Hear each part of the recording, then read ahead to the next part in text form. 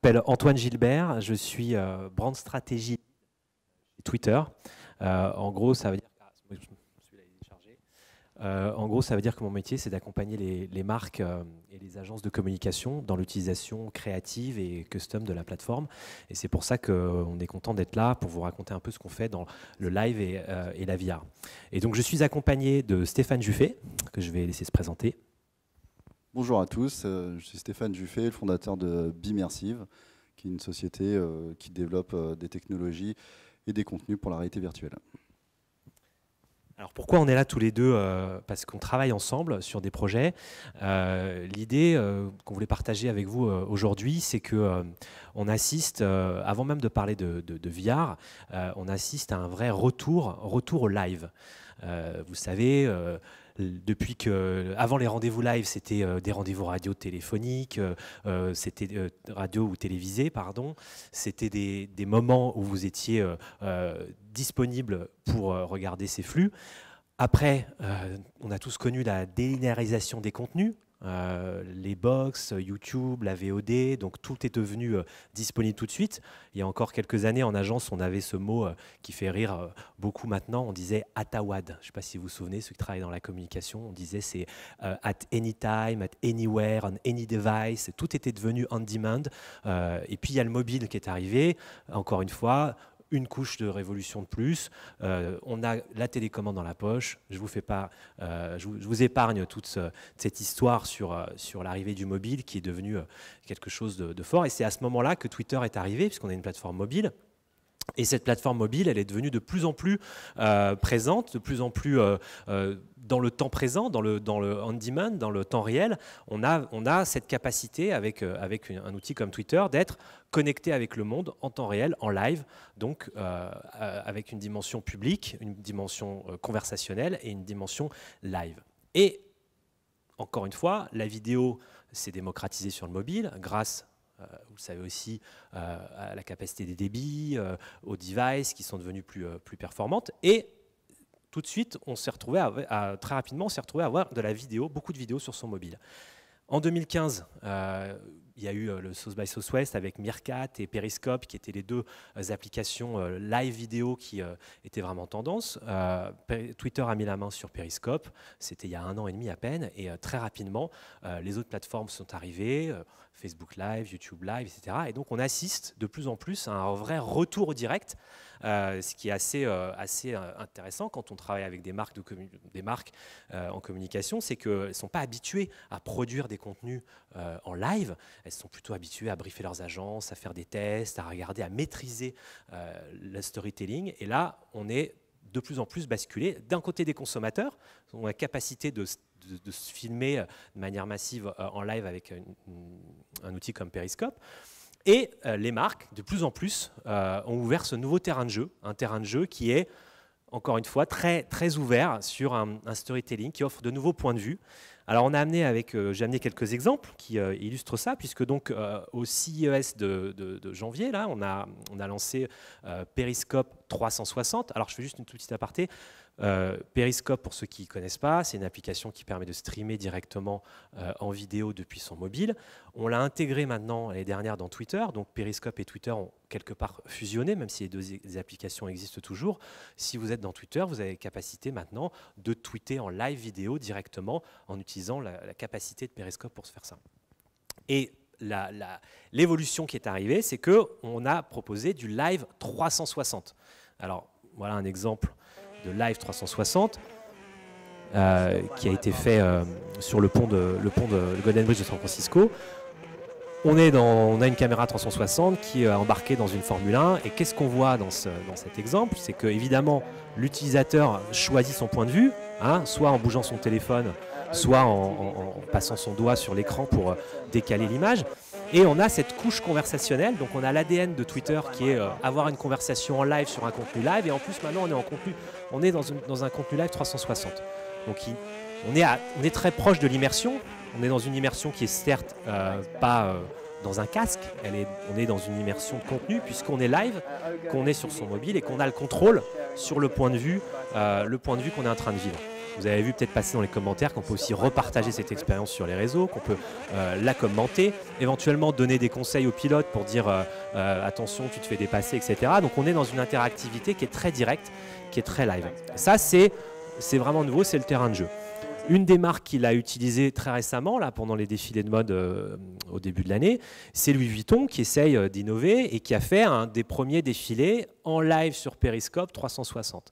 Alors eux, ils ont utilisé une technique, ils ont utilisé une caméra professionnelle, je crois que c'était une Nokia Ozo, pour ceux qui sont dans la technique. Ils ont mis cette Nokia Ozo sur une des parties de la scène et ils ont annoncé sur Twitter que le live était là et que vous aviez donc la possibilité, si je cliquais sur ce tweet, de rentrer dans une fenêtre conversationnelle où j'étais en contrôle complètement de la lecture du film, puisque je suis en live, donc déjà une capacité, on a fait des études de neurosciences chez Twitter qui nous disent que la vidéo live a un impact émotionnel beaucoup plus fort qu'une vidéo classique, a un impact de mémorisation aussi plus important et aussi donne une certaine proximité, génère plus d'engagement avec une marque.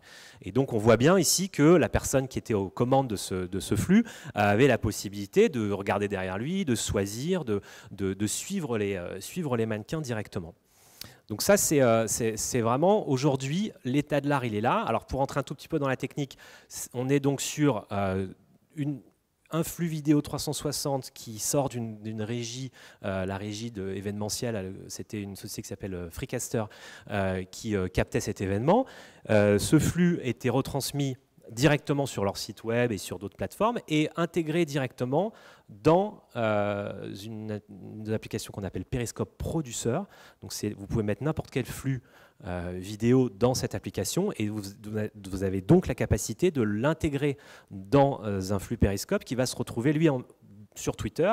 Et quand vous êtes une marque et que vous achetez de l'espace sur Twitter, ça va vous médiatiser le tweet, et bien tout de suite vous avez un reach qui est colossal. Je ne sais plus, j'ai plus les chiffres en tête, mais je crois qu'ils sont montés à 600 000 viewers très rapidement dans l'heure qui a suivi le défilé, parce qu'évidemment il y a les gens qui se connectent en live et puis il y a les gens qui vont tout de suite être exposés au replay et pouvoir regarder le défilé directement sur leur mobile. Donc si je résume, on a accumuler un peu les technologies, on reste sur du mobile, on s'approche de l'immersion sans être encore intégré dans un casque, mais on a vraiment cette capacité de suivre des événements en direct, en live. C'est pour ça qu'on dit qu'il y a un vrai retour au direct et que ces nouveaux terrains de jeu, c'est pour les marques et les acteurs qui investiguent ce sujet, c'est vraiment un nouveau terrain de jeu sur lequel il y a tout à créer, un nouveau storytelling, une nouvelle manière de rentrer en conversation avec ses publics. On peut rajouter de la gamification, on peut rajouter de l'expérience, on peut mixer les flux, on peut avoir peut-être pensé à des cas de périscope en multiplex où je peux me téléporter simultanément d'un endroit à un autre parce qu'il y a plusieurs flux live qui me sont proposés, etc. Donc on n'est pas très loin. Le fondateur de Periscope dit que c'est aujourd'hui l'outil qui est le plus proche de la téléportation. Voilà, il a beaucoup regardé Star Trek et à mon avis, c'est assez vrai puisque voilà, on se projette directement en live et en vidéo 360. Alors maintenant, on n'avait qu'un pas pour parler de VR. Et c'est pour ça que chez Twitter en France, on a développé un prototype. C'est la société Bimersive qui a développé ce prototype, c'est pour ça qu'on est là aujourd'hui, qui en fait permet d'enrichir toute expérience VR avec les données de Twitter. Et ça, c'est un élément assez nouveau. Les données de Twitter, comme vous le savez ou pas, elles sont ouvertes. On a une API qui est publique. Si vous êtes développeur, vous pouvez utiliser notre API pour capter les flux qu'il y a sur Twitter et plein d'informations, plein de data. Et ces données, elles sont en réel, elles sont live. Et c'est ça qui est intéressant, c'est que vous avez la capacité de pouvoir les intégrer dans vos expériences VR et avoir cette couche conversationnelle qui fait la force d'une plateforme comme Twitter. Vous pouvez l'importer dans une expérience VR et ça c'est assez inédit pour l'instant. On n'a pas vu beaucoup sur le marché alors des petits plugins qui permettent de rajouter une icône, etc. ou faire un peu d'interaction sur des émoticônes, on a vu des choses arriver, mais vraiment récupérer le flux conversationnel de Twitter dans une expérience VR, c'est assez inédit. Et donc on a fait 2-3 expériences, des tests. On voulait en partager avec vous aujourd'hui. Tu veux les commenter ? Alors, ce qui se passe en fait, c'est rapidement on a pris un axe de réflexion sur le réseau social où on se disait ça serait intéressant de pouvoir intégrer du conversationnel Twitter d'abord dans tout type de contenu VR, qu'il soit gaming, qu'il soit vidéo 360, qu'il soit VOD live, qu'il soit plateforme VR de santé, peu importe le sujet. Donc rester agnostique sur le type de plateforme et le type de développement. Donc très rapidement, on s'est tourné sur des outils comme Unity. Il y a aussi un moteur 3D temps réel qu'on a développé en interne qui permet en fait de rajouter cette couche interactive où on va pouvoir à la fois liker, tweeter, reposter, faire des captures d'écran de ce qu'on est en train de vivre à l'instant T, le partager sur les réseaux sociaux, voir les réactions des gens par rapport à ce que je suis en train de poster. Ça peut se coupler, et c'est en train de se coupler avec tous les aspects social VR. Pour rappel, ce qu'on appelle social VR, c'est vraiment être à plusieurs dans un espace virtuel au même moment, peu importe quel type d'expérience. On peut être ensemble en train de regarder le Super Bowl, sauf que j'ai un ami qui est à Shanghai, un autre qui est à Paris, un autre qui est à New York, et on se retrouve tous. Et en plus, on peut poster notre expérience via un tweet VR, avec des captures d'écran, des échanges conversationnels, peut-être un jour, dans un jour futur, du chat vocal. Enfin, il y a plein de perspectives possibles. Et voilà, on est persuadé que c'est un des points clés à l'utilisation de manière quotidienne ou récurrente, en tous les cas, de la réalité virtuelle auprès des jeunes de la génération Z et des digital natives. Pour commenter un peu ce que vous voyez à l'écran, donc là on a pris l'exemple d'un défilé de mode qui a été filmé en 360. Vous êtes au premier rang du défilé, vous avez un petit oiseau blanc qui se promène. Si vous le regardez, quelques secondes, vous avez attrapé au regard, ça déclenche une timeline de tweets qui sont liés en fait, au hashtag du défilé. Là c'était le hashtag Dior Couture, parce que c'était un défilé de Dior Couture. Donc vous êtes en live dans le défilé, avec les conversations qui sont liées au hashtag Dior Couture en live. Là il y a quelques tweets qui apparaissent, et quand on les regarde, ils viennent en premier plan, donc on peut les lire. Ce qui est intéressant, c'est que si on regarde aussi le like ou le retweet, eh bien, on déclenche l'action directement depuis l'expérience sans avoir, alors évidemment, c'est préalablement connecté à son compte Twitter avant d'enfiler le casque, mais on a cette capacité à interagir avec le contenu, ce qui est assez inédit. Et on a un deuxième exemple. Tu voulais rajouter un truc? Non. On a un deuxième exemple qu'on a fait aussi avec une vidéo sur un salon de l'auto. Donc, vous êtes en train de visiter un salon d'auto en Allemagne, et vous avez une vidéo et donc autour de la marque BMW et de ce modèle en particulier. Vous pouvez aller assez loin sur ramener du contexte. Et là, on voit, j'ai regardé l'appareil photo, j'ai un compte à rebours. Et là où c'est intéressant, c'est que je peux me déplacer. Ça va capturer une image de l'expérience et ça va générer un tweet qui est pré-rempli, prêt à l'usage. Et avec mon œil, je vais regarder le bouton tweet si ça me va. Et pour la première fois, je vais pouvoir extraire du contenu d'une expérience VR et le publier sur ma plateforme, sur mes réseaux, et l'exposer au plus grand nombre en disant « Je suis en live depuis le salon de l'auto, depuis le défilé ». Et donc, pour utiliser ce qui fait la force de Twitter, son ADN, c'est la communication temps réel, réagir sur des contenus, proposer aux gens qui nous suivent et au-delà une vraie dimension interactive. Ça reste un prototype. Aujourd'hui, on commence à le proposer à un certain nombre de marques. Ça reste une expérience qui est née depuis la France. C'est bon à souligner parce que souvent on pense que Twitter, tout se passe aux États-Unis, etc. Il y a des choses, il y a de l'innovation en Europe et notamment en France. Et on y croit assez. On y croit assez pour cette vertu à enrichir, à donner un layer conversationnel et interactif à une expérience VR. Là, le layout est complètement customisable, c'est-à-dire que là, on a fait une transparence, on l'a fait un peu en vertical, on pourrait l'avoir en horizontal, après, ça dépend des marques, ça dépend du contenu, ça dépend de la vidéo que vous voulez utiliser. Ça marche en live, ça marche en replay. Ouais.